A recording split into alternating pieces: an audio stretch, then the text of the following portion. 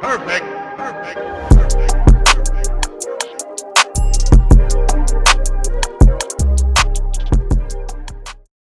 If you guys are just tuning in, this is pretty much my series of the car being down at EuroMpire. We're doing the full crank hub fix as well as full bolt-ons, catless downpipes, charged pipes, J-pipe, intercooler, heat exchanger, and we're going to be doing a tune with MHD, and then we're going to be tossing it up on the dyno to see what kind of numbers it's running. So this whole process is super exciting. I'm learning a ton.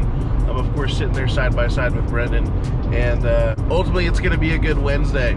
So y'all get comfortable, and I'll show you guys kind of what we're working on today. Perfect.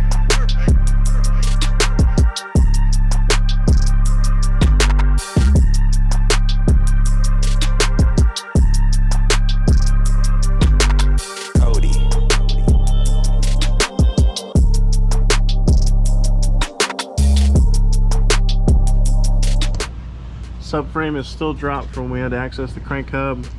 Starting to fit the downpipes on. You said we're probably going to keep them loose for a little bit, just until we get everything else put back in? Yeah, we'll leave everything. We'll leave the clamps on the turbos, the V-band clamps, we'll leave those loose. And we'll just tighten all that stuff back up once the subframe's up. Cool. On the home stretch. So you can see we've got one downpipe here, second downpipe right here. He's got it all fitted up loosely right now. I think he's still going to make a few adjustments before we kind of move on, but you know, while we have the subframe down, this was really the time to do it, just because this is all in the way when you're trying to put these downpipes in. So having this down really saved a lot of time as far as getting these at least in the place they need to be generally. And once we get everything else propped and put right back up properly, then we'll be able to tighten these in place and kind of drop the car and get started on the rest of the bolt-ons. And I believe the only other thing we have that's going to be a little bit more extensive is we are going to have to take the front bumper off just to do the heat exchanger up front here, because that is extremely time consuming and is not accessible. Surprisingly, you'd think it would just come out the bottom, but there's so many hoses and everything you have to pull out that there really is just no good way. And this is the only part I mentioned that I went with the CSF heat exchanger. So perfect.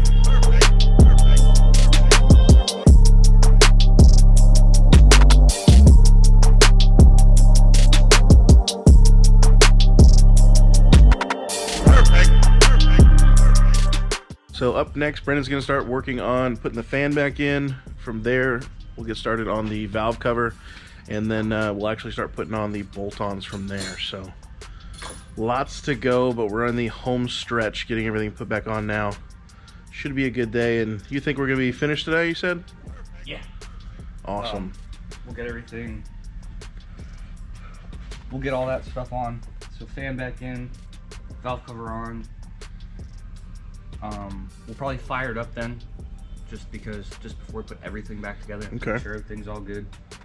And once we get to there, we'll get the intercooler on, the charge pipes. What other goodies you got? J-pipe, we'll get the J-pipe on.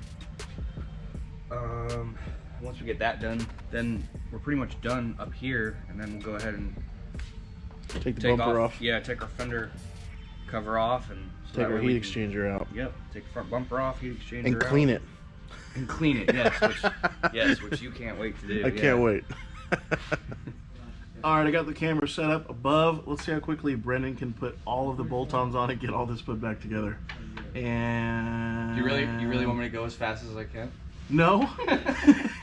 And no, we're gonna do a time lapse, so it'll be like instant. We don't need the torque wrench. No torque wrench.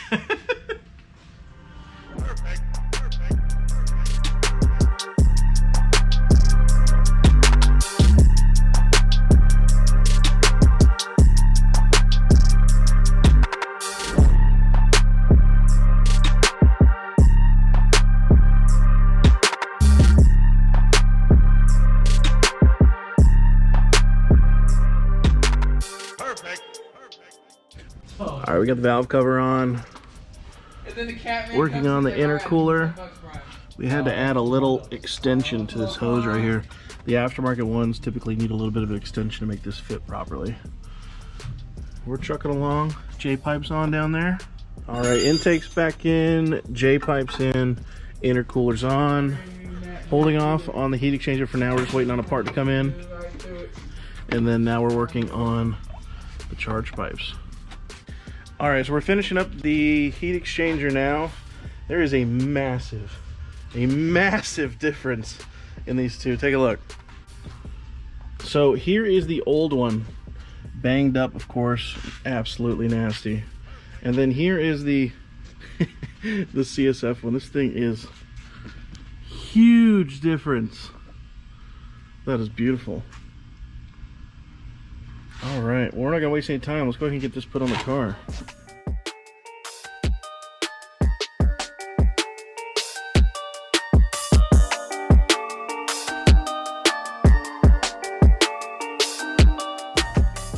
So another thing that we did while we had this off to put in the heat exchanger is we re-wrapped the V-brace.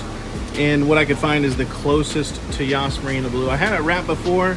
My wrapping skills are far from perfect. So this is much better. We actually wrapped the whole bar because we had the bumper off. But this heat exchanger is so beefy. Looks great. It's gonna look awesome for BMW Invasion.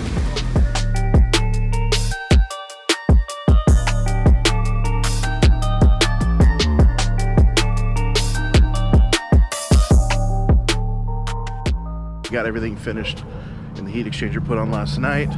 Only thing left is to bleed the coolant system while we do our first crank up. Let's hear it.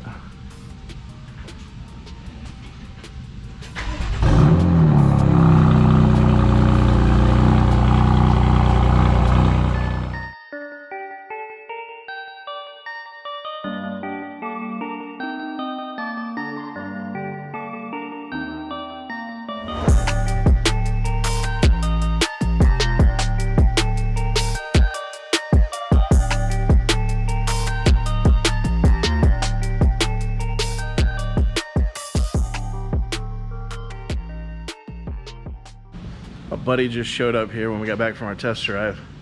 Yusuf had an E90 M3 that got wrecked, and he just upgraded. It's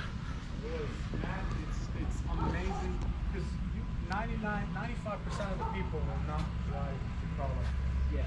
You know what I mean? Like it's amazing how when we took it, and they had to call me out a few times because they're like, slow down. Fuck you, this ain't my car. No, exactly. And then like they would because I kept, Red goes hard. Other M cars, right? Because you get selected between groups and you go, and I'm catching up to the other cars because they had a 340. It's a Dravic Gray, right? Yeah. So I was catching up and like M3. So you can catch a flake in there. Yeah, it's like a gold flake. They have to keep making Looks the really distance. good. Yeah. Wow. Now, did you do the driving experience in that car or on there? Give you so they.